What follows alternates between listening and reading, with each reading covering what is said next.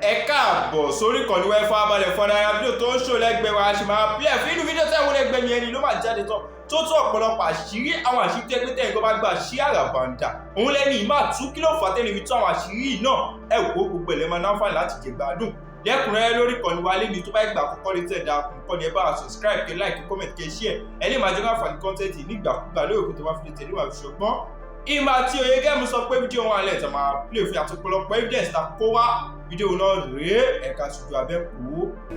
So what is happening now in Mohbad's case? I am not surprised. That is the Nigerians and Nigeria we live in. They celebrate evil. They celebrate wickedness. They detest truthful people. But once God is with you, agunla aguntete, freaking off. So far you are not feeding me. So far you are not my God. Freaking off. Am I communicating? When justice for Mohbad started, I'm not going to bore you tonight. I just want to go back and come back somewhere.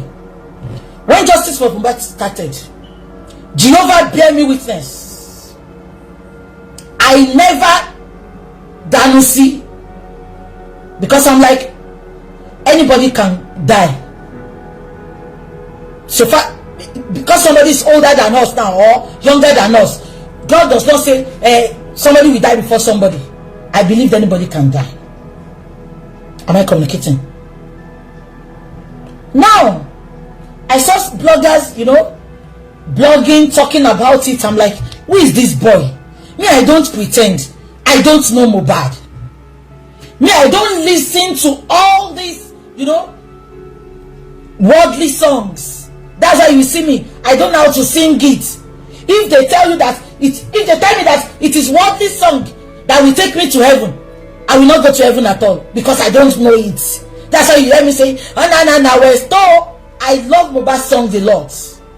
Because when you listen to him, he's a prophet. Everything that is happening to him now, he has sung it already.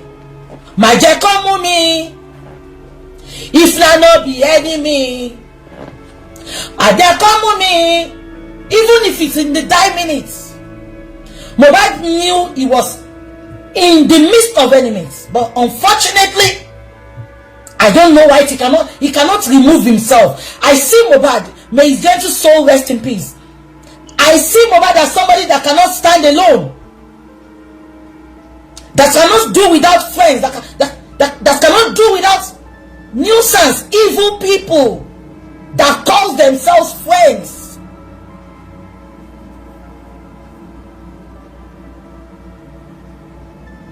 Am I communicating?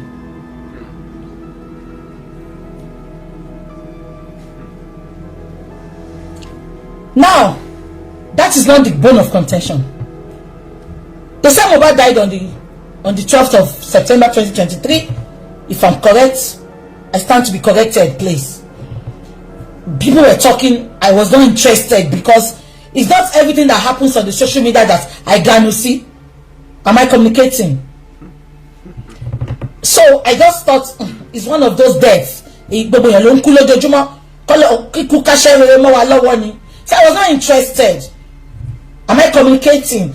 And anybody that knows me, I don't go with the flow like that. If people are talking about a topic, if you see me putting my mouth in that topic, it has shown that they are being biased or they are being hypocritical. That's why you see me when I come out, I talk. It's like that is the Anjori and that lady that sells jewelry there. You remember? I never want to interfere. But when I saw that people that are coming out, they are so hypocritical. They are not saying it as it is. I updated and I came out and I put out my analysis and I went back in. That is me. I don't give a freaking fuck about any of you. Honestly, F off.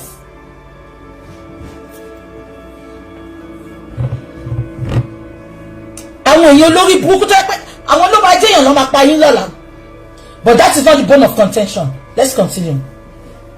I saw people coming from So 2 days after, let me just block this bastard that is putting link there. Please don't click on any link. Oh, I get to block any block. Yeah, don't click on any link. If you click on any link, Papa your page in your journey. So I was not watching. I was not watching. Yeah. So, and why did I not intervene then? So when Mohbad died, the second day I was hearing what is see they buried Mohbad. Again, I was not interested. I'm like, Mohbad is a Muslim. I told you I don't know him. I'm not gonna lie.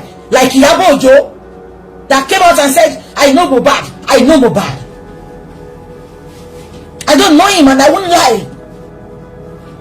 So the second day when they said they buried him, I said, okay, maybe he's a Muslim. Honestly, I didn't interfere. So after that second day, Ashana was now pushing a lot of narrative out. Baba quickly go and buried him. Baba did not check him. Even here Mohbad came out and said, Baba sent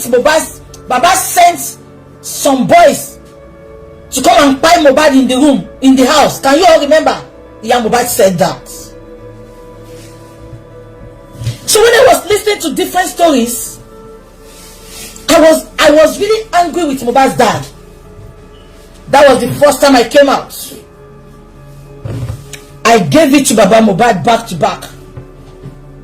I said, Mohbad's dad, why did you so later somebody else told me Mohbad is a Christian. So immediately I heard that Mohbad is a Christian, I was really pained. I said, why will the father quickly bury his son? That there is more to it that people are not saying with, people are not saying. So I came out that day, I made a show, and I said it as it is. After that show, Mohbad's dad, the first interview Mohbad's dad with Grant, it was BBC. That interview, somebody sent that interview to me because I don't watch all this. I don't watch them because many of them, they do things because of money. They are not truthful to themselves. They don't have conscience. Many of these bloggers have sold their conscience to the devil. Am I communicating? So when Baba made the first interview with BBC, somebody sent it to me. I listened to it. I said, what? Was this the reason this man buried this boy quickly? People started putting updates. Darusha started putting updates. A lot of people were putting updates. Now, that is not the bone of contention. I know many of you, we know the story already. Now, let's go to what has been trending for the past 3 days. Am I communicating?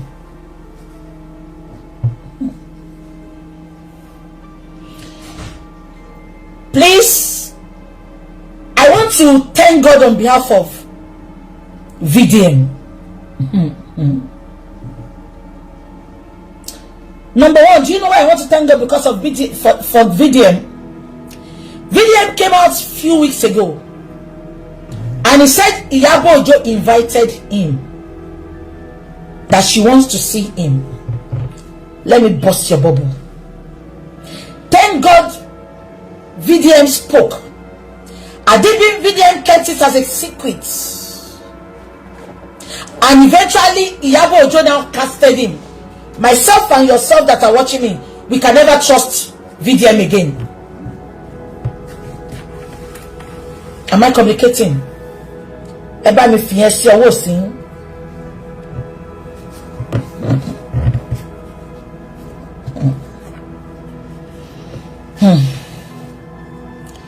VDM brought out first video. Let's listen to it. I know you have all watched it. I'm not going to bore you. Okay, we don't even need to listen to it. The first video VDM brought. Anyway, let me do it like this. When Justice for Mohbad started, then everybody starts seeing many things. I am not an illiterate. I don't do eye service. Even if you are feeding me and you are wrong, I will let you know you are wrong. If you want to keep your money, keep your money. Moreover, I don't look up to people for feeding. Alhamdulillah. Mo yoshu baby opami. Mo yoshu ba mi nita joba mi. Mo yoshu ba mo nita conscience me. Am I communicating? When Iyabo Ojo came out, Iyabo Ojo said she wanted justice for Mohbad. If you all can remember, when Mohbad died, Iyabo Ojo didn't jump into that justice for Mohbad immediately. She stayed for 2 weeks. Shari Gbogbo 2 weeks. See Iyabo Ojo fi dúró yẹn. She was strategizing, opening group chats, telling people what to do, to direct people on social media. Am I communicating?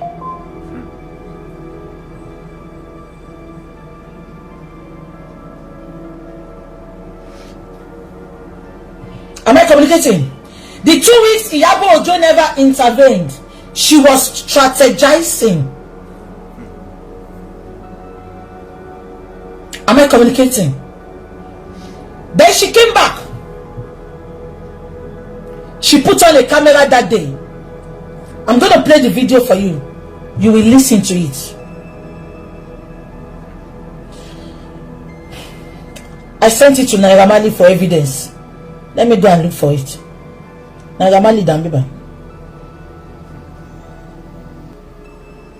1 minute, oh. Be patient with you. Bojo Hulama Sheton. We will finish late. Yeah? Let me go and look for that video. This is Naira Marley. I sent the video to Naira Marley. So this was Iyabo Ojo.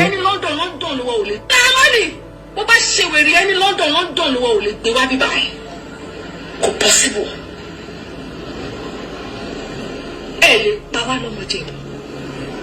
It's not possible. And if you say you don't, you gotta come out and defend that. You cannot keep killing our boys and killing their dreams. If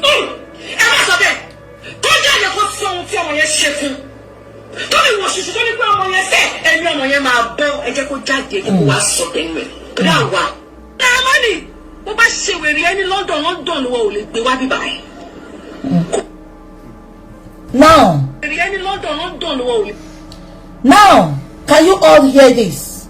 When Mohbad died, they said Mohbad died of ear infection.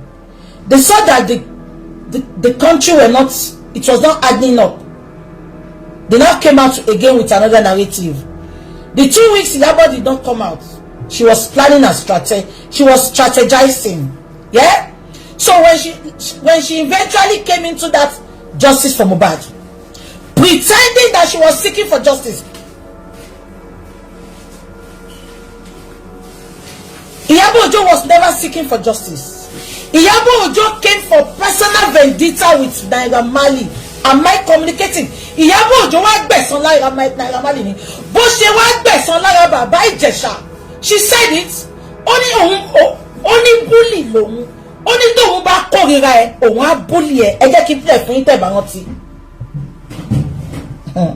Iyabo, gbogbo nǹkan tó gbìn ló máa ká. Let me play it for you. I will play it for you. I'm coming. Yeah. 1 minute. Number, hey, hold on for me, please. Yeah. Then I go. Learning and you do it to her, then so be it. If I don't like it, I can bully you. I can be a bully. Learning and you do it to her, then so be it. If I don't like it, I can bully you. Ṣàṣìgbọ́ tóun bá kórìíra ẹ òun á búlé ẹ. Now, that is not the bone of contention. Shengbo. Now, whatever happened between Iyabo Ojo and Naira Marley, that is their problem. We don't know about it. But Iyabo Ojo has been having Naira Marley that she will deal with her. She will deal with him. Immediately justice for Mohbad came in. Iyabo Ojo thought that is the best way. That is the best time to revenge on Naira Marley. And she came out. She distracted us. Let me now tell you. Iyabo Ojo is always saying that I told the governor to exhume Mohbad. I beg your pardon, Iyabo Ojo. It was a collective effort, not your efforts. Collective effort. And can I tell you, she thought she wanted to put everything on Naira Marley. According to what we saw in that group, she wanted to put that everything on Naira Marley. Immediately she saw that it was not Naira Marley, she said, I'm not coming into justice again. They have been cursing me. They have been shedding justice. But when they started attacking Naira Marley, Oriyomi, you have to come out and beg Naira Marley. Tẹ́ ẹ bá ṣe Oriyomi, ẹlẹ́pọ̀ one corner. Tí ẹ bá ṣe, a jẹ́ pé kàní, you are evil as well. Funke Akindele Oni highways is sonu. Immediately Iyabo came for Naira Marley. You unfollowed Naira Marley. Ìyá ẹ ti ń jẹ́ ńsìn náà. Òun ló ṣe kí ló ṣe yẹn náà tó ní kọ́ ló máa wò. Ó rẹ́ ní wò. Kò sẹ́ tó lè tẹ̀lé Iyabo tó máa ṣoríire nínú gbogbo yín sẹ́. Ìtorí ẹ mọ̀ tọ́, but you are worshiping evil. Adé ẹ̀gbọ́n mi. Ẹ̀gbọ́n mi ṣá. Ó bẹ̀rẹ̀ sí sọ pé Naira Marley ni o, Naira Marley ni o, Naira Marley ni o. Mo ń bọ̀. Ẹ jẹ́ kí n mo fẹ́ send message kọ́kọ́ bá mi send nǹkan ẹ má bínú fún un.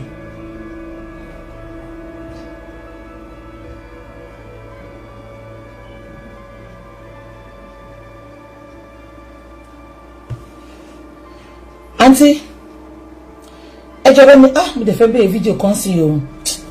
Mo ti gbàgbé fídíò yẹn tí bá rántí màá ní kẹ́ send sí mi. Now, mo ti rántí. Àti lẹ́kì. Ẹ bá mi, mo náà ti lẹ́kì ni mo ṣẹ̀ṣẹ̀ bá sọ̀rọ̀ last. Àǹtí Títí, ẹ bá mi send ibi tán ti lọ fún rally yẹn. Ẹ bá mi send ẹ ṣé. Tán ti lọ fún rally against Naira Marley. Yeah. Now, àwọn kan sọ pé some people said maybe Iyabo was not well informed. Let me burst your bubble. Iyabo was well informed about what by Mohbad. She knew about it. But just because she wanted to punish Naira Marley. Am I communicating? She diverted our attention. Not even diverting our attention alone. Yeah? She started supporting Ashana. Open Ashana saying báyìí ni. Anytime Baba Mohbad come out, Iyabo Ojo will come and counter Baba Mohbad. Iyabo Ojo was the first person that made the public to láti kórìíra bàbá yẹn back to back. Iyabo Ojo came online, 6,000 people were watching her that day. She said Baba does not want justice. Baba is only interested in his son's property. Am I communicating? Iyabo Ojo lórí burúkú, stop flagging. Olóṣì. Ìyá Virgin Mary. Odoya Domo. Am I communicating?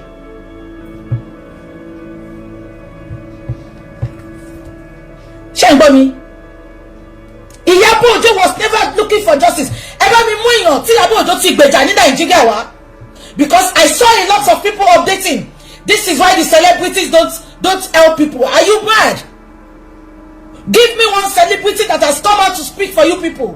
Give me one celebrity that has been a mouthpiece for all these non-entity citizens in Nigeria.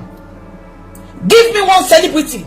if not for VDM, gbogbo yẹn ti kú kú òjijì sí Naija yẹn tán.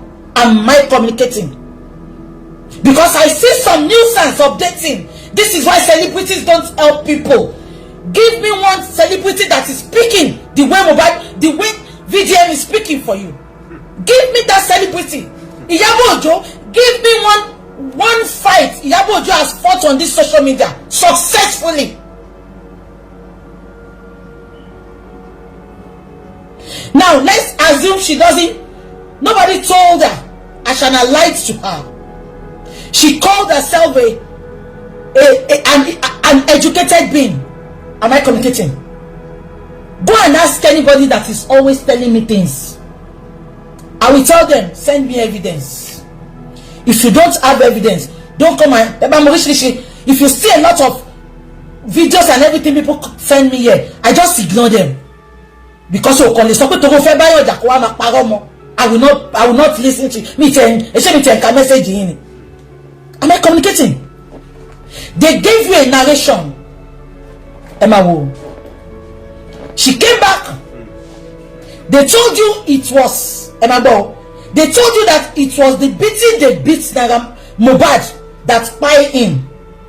Why didn't you ask the person that told you to? Why didn't you ask them that? Kilo did they say Gbogbo video you Sita until Bobo Iku? Iyabo did not ask that question. Why are you just putting out the videos now? Iyabo did not ask that question. Immediately she heard that it was Naira Marley, she came out and said Naira Marley Lupa. Having said that, they now went on rally. Before play the rally in phone, I never knew the rally was to cancel Naira Marley. Go and watch that rally. All of them were saying there was cancel Naira Marley, cancel Naira Marley, Kilo Day. I am always coming out there and telling people, I told people to give me one video that shows Naira Marley beating this boy. They couldn't provide it. They were providing us little wound, small wound. I want to ask a lot of people today. Even this Olori Bukky Iyabo Ojo Tolowu Gbeja Mohbad. Iyabo Ojo Gongo is a bully. Hasn't she told you people now that I am a bully? Eba mi lo bere lọ́wọ́ àwọn tó ń ṣiṣẹ́ fún Iyabo Ojo. Ọmọ tó parọ́ tó lóhun fún ní mọ́tò ń jọ sí. Ọmọ yẹn padà wá tú àṣírí ẹ̀. Ó ní ó jẹ àwọn lówó iṣẹ́, ó máa lu àwọn, ó máa use àwọn, ó máa gbé àwọn fọ́kùnrin, òun ló máa gbowó. Ó lóhun fún gẹ̀ yẹn ní mọ́tò ń bá yẹn, àṣírí padà tú now.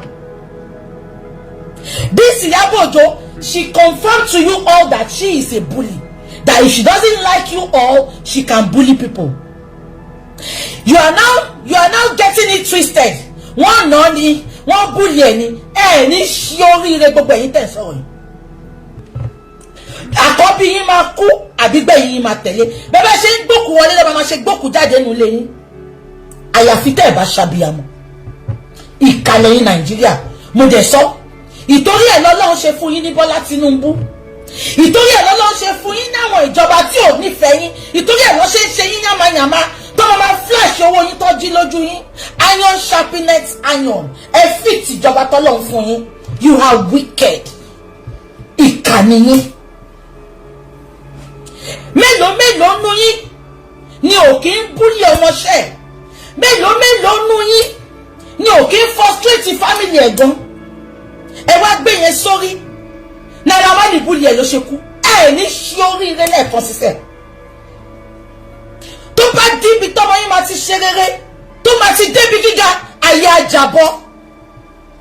Ìkànnì yín.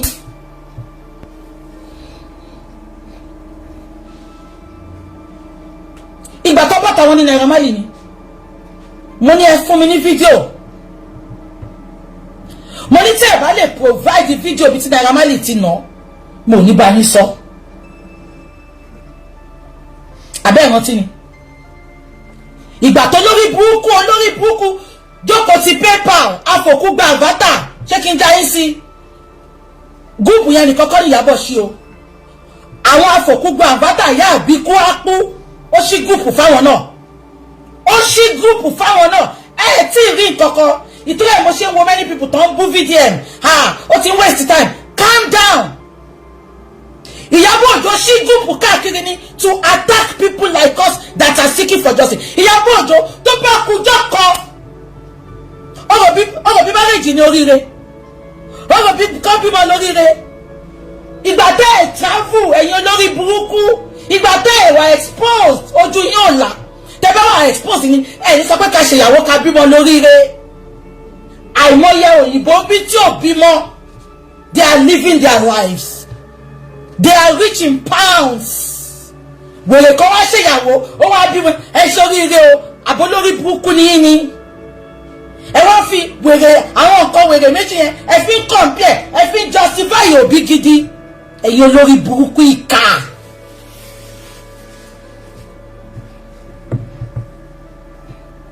ẹ̀yin ò ṣe máa dárúkọ pé Elégùṣì ló pa Mohbad o ṣebí Mohbad competition Naira Marley tí ò wá sínú petition yẹn Sam Larry lọ dárúkọ mo dẹ̀ ń bá yín dárúkọ yẹn mi ever yọ Sam Larry rí up ti dọ̀la tó bá ṣe investigation Sam Larry pẹ̀ láwọn tó pa Mohbad bí Àṣàná ṣe pa Mohbad tán Sam Larry ló kọ́kọ́ pè all stations settled òun ló bí all stations settled ṣé ń gbọ́ mi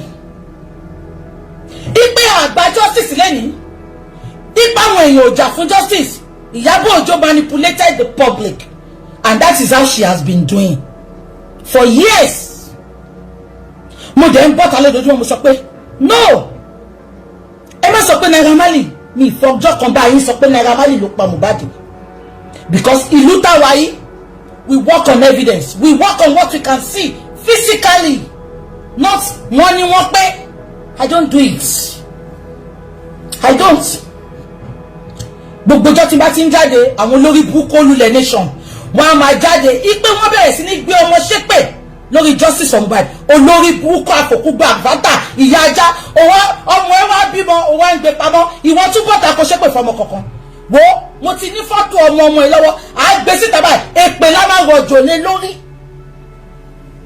ìyá àbíkú ló bẹ̀rẹ̀ sí ní kọ́kọ́ gbé àwọn tó ń jà fún justice ló ń gbé wọn ṣépè pẹ̀lú ọmọ tọmọtọmọ am I coming àbí mo parọ́ because Ìyábọ̀ ti kó wọn sínú group tí Ìyábọ̀ ṣípọ̀ lórí justice for Mohbad ẹ tí rí nǹkankan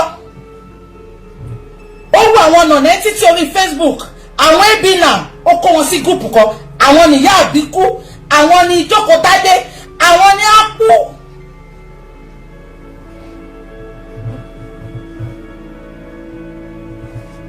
ìwọ tó sọ pé why do you always protect Naira Marley ikú ló máa pa ẹ́ mo máa pọ̀ sọ pé àti Bukky please I am not protecting give me where Naira Marley bullied that boy you all are evil from the pit of hell nǹkan tá àkàrà yín ò ṣe jẹ́ yọkan lọ nìyẹn.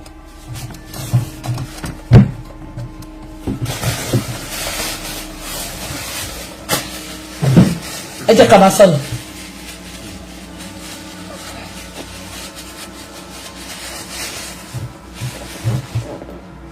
abẹ́ ẹ̀gbọ́n mi ẹ jẹ́ ká máa sọ̀rọ̀ mo ní tí n bá rí evidence mo ní ṣe ìgbà tó wá rí pé mo ò gbà wọ́n bẹ̀rẹ̀ sí ní attack wọ́n dẹ̀ ti gbàgbé pé kò sí nǹkan kan tó lè ṣe tó máa affect me. You don't know where I'm coming from. If you know where I'm coming from, ni ma wọn toothless rabies puppy come apariwo come asukun bige.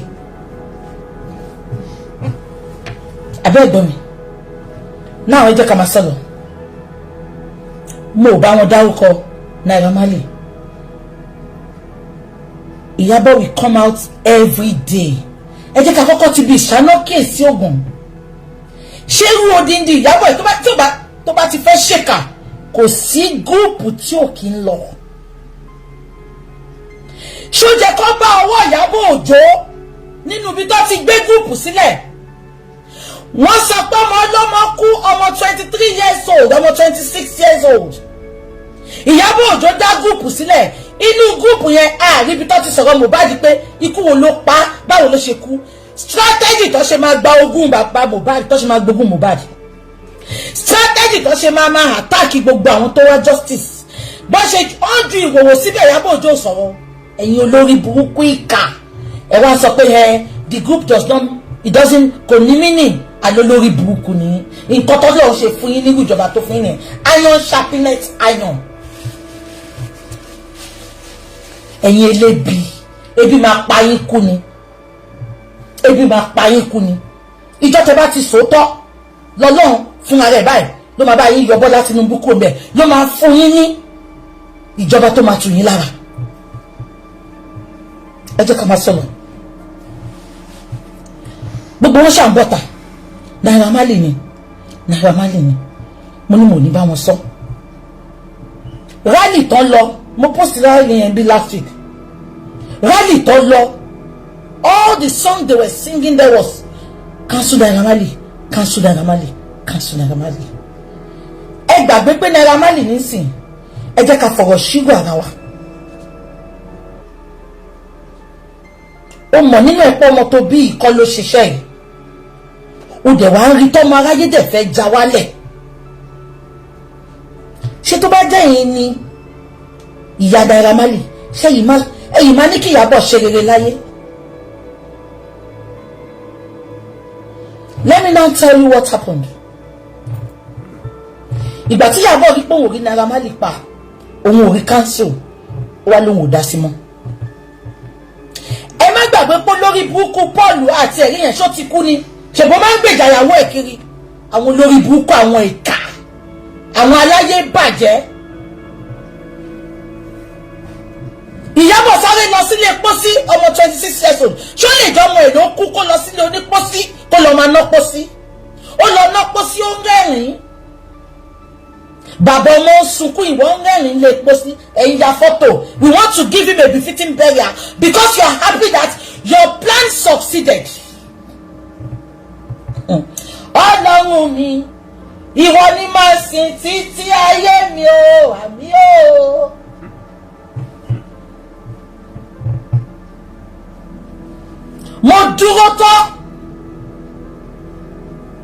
Mo dúró tán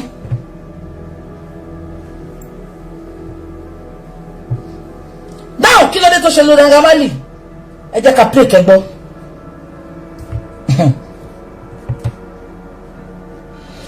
Àṣàwọn ló fẹ́ pín ogún Mohbad Iyabo àwa bọ́ta nǹkan tó fọ́ sínú àṣànà làṣànà ń fọ́n jáde 2 weeks after tí Mohbad kú wọ́n lọ gbé ìyá Mohbad wá ìyá Mohbad Naira Marley ó máa ṣẹ̀mí gan tó bá petition ìyá Mohbad. Ìyá Mohbad needs to be petitioned. Ìyá Mohbad jáde ẹ bá mi wá Naira Marley o ẹ bá mi wá Naira Marley o ṣé Naira Marley ló pa ni? It was not Iyabo Mohbad's fault. It was what Iyabo and Totodike told her to be saying. Ẹ jẹ́ kí n play, ẹ jẹ́ kí n fún wọn yín. Ẹ wo. Ó sọ fún ọkùnrin bọ́sù wọ́tà àwọn etí kìíní kan mi mọ bí mo ṣe fẹ́ sanwó wọ́n fún ní bọ́sù wọ́tà omi ó ní bọ́sù wọ́tà yẹn ló mọ wọ́n mi ó ní trust wọn náà trust oríṣiríṣi mo mọ wọn yẹn wọ́n ní mo fi béèrè lọ́wọ́. Ẹ wo bí Iyabo ṣe ti ya Mohbad mu.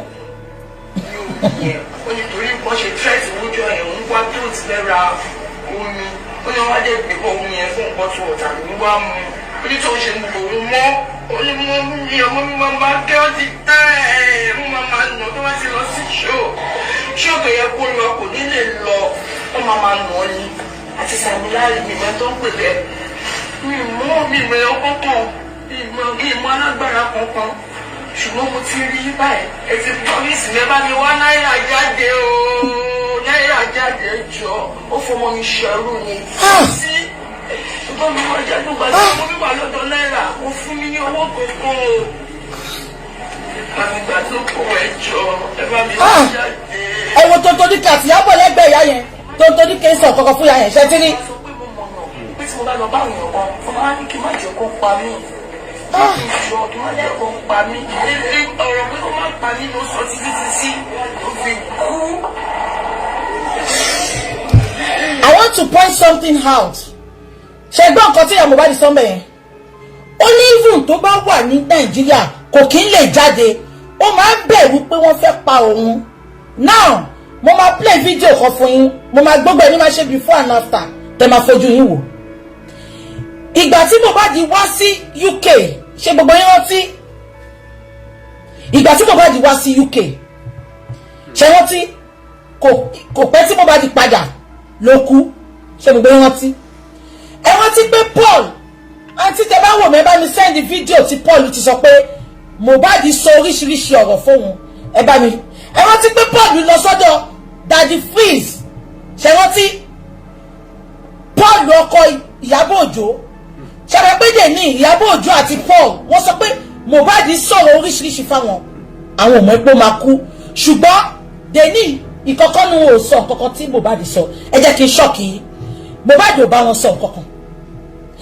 They purposely said that láti justify pé Naira Marley ló pa ni. Am I communicating? Màá wá sọ fún yín sí nǹkan tí mo ṣe sọ bẹ́ẹ̀.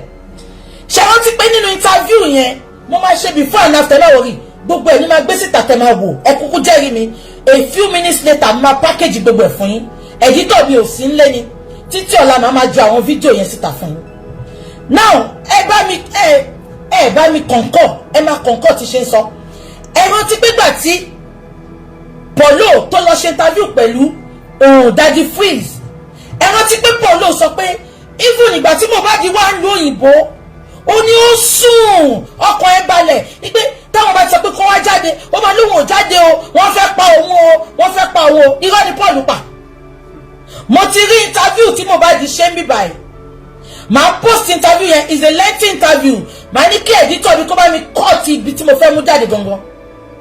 ṣàmì pé ìgbà tó interview Mohbad ipe báwo ló ṣe feel nílùú òyìnbó tó wà yìí Mohbad sọ pé òun ò tiẹ̀ mọ̀ ẹ́ páwọn èèyàn mọ̀ òun Mohbad sọ pé òun ò mọ̀ ẹ́ páwọn èèyàn mọ̀ òun ó lóun lọ sí ṣọ́ọ̀bù àwọn èèyàn wá kí òun ó ní ibi tóun lọ àwọn èèyàn wá bóun ya fọ́tò òun ló dá jáde o Paul dẹ̀ ń jẹ́ kó yé wa pé Mohbad ò lè jáde wọ́n fẹ́ pa ṣẹ́bọ̀ nǹkan tí Paul ṣe sọ pé Mohbad ò lè jáde wọ́n fẹ́ pa ìtorí pé Naira Marley ṣẹ̀fẹ̀ pé London ló ń gbé nǹkan tó ń tọ̀ láti sọ fún wa ni pé Naira Marley rán àwọn bọ́ìsì ẹ̀ sí Mohbad ní London ló ṣe ń sá tí ò lè jáde.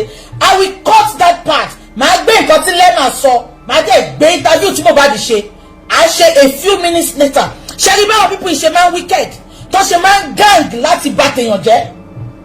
Mohbad ṣe interview yẹn ó sọ pé no bàbá yẹn ni ó ní Nàìjíríà Mohbad sọ ó ní Nàìjíríà gangan lòun ò ti lè rìn freely because celebrity lòun gbogbo èèyàn mú òun ipò òun ò tẹ̀ wá mọ̀ pé ibi báyìí náà wọ́n máa mọ̀ òun ó lóun lọ sí store ó láwọn èèyàn bóun ya fọ́tò wọ́n mọ̀ òun. Meanwhile olórí burúkú Lema abájọ tó ṣe dàbí ilẹ̀kùn dáńfó lórí burúkú awáyé má ṣe rere ibi táwọn ẹgbẹ́ ti ń náwó ojú ló máa ń ná bẹ̀. I just detest both of them.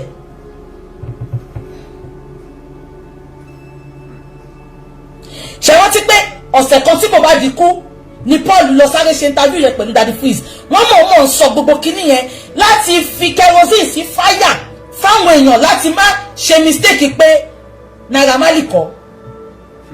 Immediately sí VDM bọ́ta tó wá sọ fún wa pé no ẹ má jẹ́ ká wo bẹ̀ yẹn kí ni Iyabo Ojo ṣe wọ́n ju nudity VDM wọ́n jù sínú group chats wọ́n wá mú lọ fún gist lover kò ní bá mi dá fún gbogbo èyí tẹ́ sọ pé Iyabo kì í ṣe gist lover.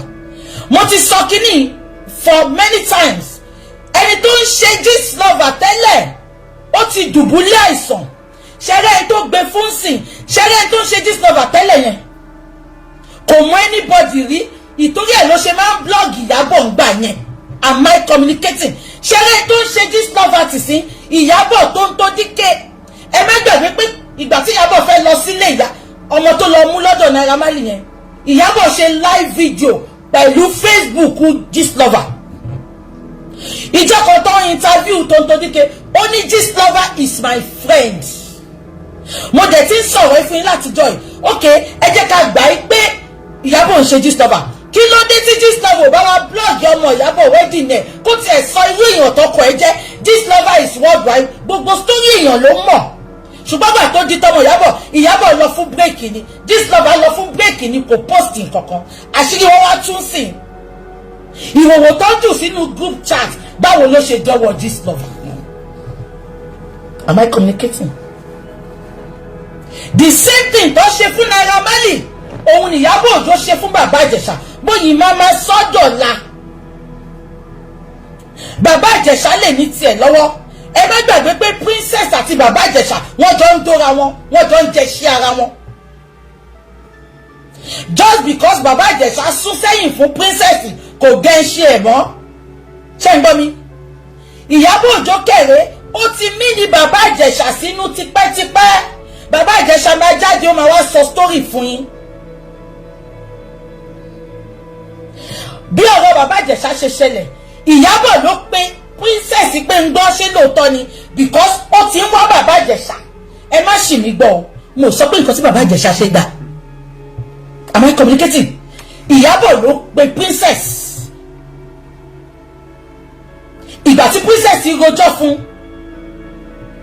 ó ní bàbá Ìjẹ̀ṣà ni ṣé kí n já yín sí according to kan tó sọ ọmọ tó sọ pé wọ́n forcefully enter yẹn wọ́n náà ti jábàálẹ̀ gateman àtàbúrò princess gangan náà ló ti ń jẹṣẹ́ ọmọ yẹn bàbá Ìjẹ̀ṣà ò jẹṣẹ́ o bàbá Ìjẹ̀ṣà kàn mú dání ni dèní bàbá Ìjẹ̀ṣà wà nú ẹ̀wọ̀n Iyabo tó ń sọ fún yín pé búlì lòun tóun bá kórìíra ẹ òun á búlì ẹ iṣẹ́ tó máa ń ṣe lẹ́tí ń rí iṣẹ́ tó ń ṣe lẹ́tí ń rí yìí bó ṣe máa ń plan ọ̀rọ̀ ẹ̀ ní number 3 person ní Lizzy Anjorin àti Iyabo ń ṣọ̀rẹ́ but just because Iyabo ó fẹ́ búlì Lizzy Anjorin àti ẹ̀ ò jà rárá ó lọ sí Canada lọ́dọ̀ lọ́lá olórí burúkú alẹ́ ariwo tó ti di alẹ́ kíkọ́ ọmọ lára ìtorí ẹ̀yin ò ṣe rọ́kọ fẹ́ bíi tèmi lọ́lí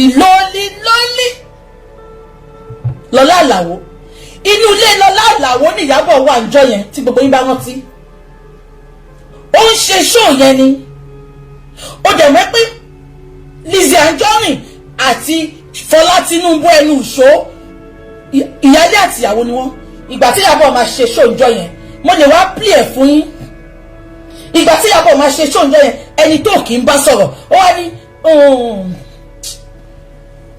sweetheart ẹwọ bra tí mo wọ̀ ẹ́ bra sweetheart ta ló lè ṣe nu gbogbo yín àníkà ni ẹni tẹ́mi àti ò sọ̀rọ̀ tó wá ń fi èébú tí ìyàwó ọkọ mi àlè ọkọ mi máa fi ń bu tó fi bú mi Lizzy dẹ̀ bọ́ta Lizzy ṣe dá padà fún ìgbà tí Iyabo máa bọ́ta tó máa ṣe ṣó ó lọ mú Fọlá Tinubu mọ́ra ni ó fẹ́ fi bá Lizzy jà tó bá tẹ̀yẹ pé Lizzy bọ́ta ń jọ yẹn ó ṣe ṣó fún Iyabo ṣó jẹ́ kí Iyabo sáré ó wá lọ fi Fọlá bá Lizzy jà bí Iyabo ṣe máa ń ṣe nìyẹn ẹ jẹ́ ká sòótọ́ ọ̀rọ̀ ẹ má máa ṣèkà pé torí ẹ ti láìkẹ́ bẹ́ẹ̀ ṣe wọ̀nyẹn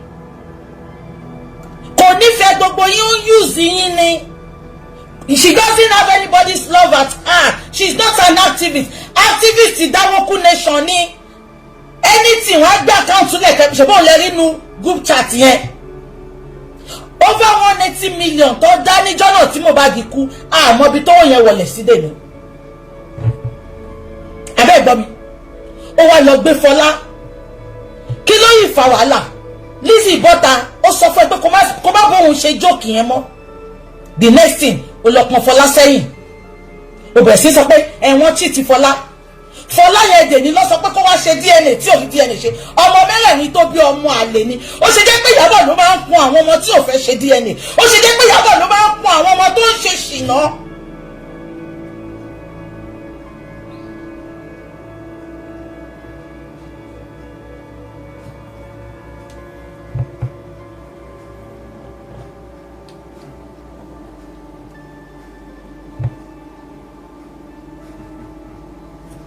nǹkan kan tí ń ṣẹlẹ̀ sí Kini o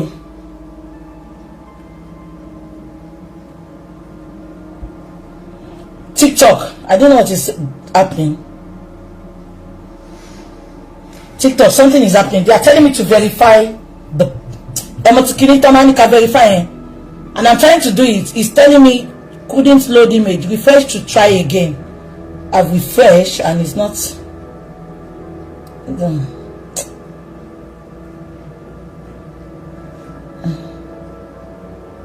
Yeah.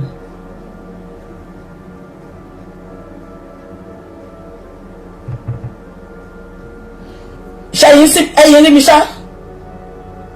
leave me? I don't know what is happening.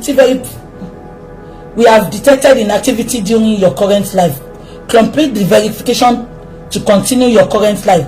Mo ti complete but nǹkan kan ṣẹlẹ̀ kò gbé àwọn image yẹn síta. Are you still seeing me? Okay, you hear me. Okay. Okay, you hear me. Okay. Baba de ṣe tó bá wá mú kúrò ṣá mi mọ nǹkan tá máa ṣe. But tẹ́ bá yín rí mi, they said they are flagging, please. Olórí burúkú ni Iyabo, àwáyé má ṣe rere, aláyé bàjẹ́. Ṣé bó sọ pé olówó ni kílé tó lọ dé sínú one bedroom house tó mọ ẹ tún fẹ́ bímọ sí. Kílé tẹ́ lè gbòtẹ́ẹ̀lì. Kílé tẹ́ lè sanwó hospital kan mọ́ wà ńbẹ̀ tó máa fi bímọ. Inú one bedroom flat lọ láàláwó yẹn. Ibẹ̀ ni gbogbo yín ṣàdúró sí ṣá. Mo ò bó ní big girl ní ẹni wọ́n ló ń control social media. Olórí burúkú.